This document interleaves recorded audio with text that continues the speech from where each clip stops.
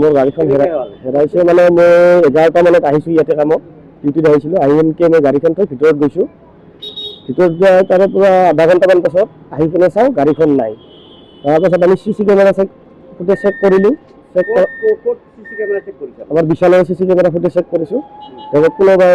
মানে মোৰ বাইকখন লৈ গৈছে মোৰ বাইকৰ নাম্বাৰ হ'ল N19M0612 মৃত্যু 11টা 20 পৰা 11:30 মানৰ ভিতৰত মই পুলিচক এতিয়ালৈকে খবৰ দিয়া নাই এতিয়াহে যাম বুলি ভাবিছোঁ মোৰ গাড়ী নাম্বাৰ হৈছে S19M0612 বিশালৰ সন্মুখৰ পৰা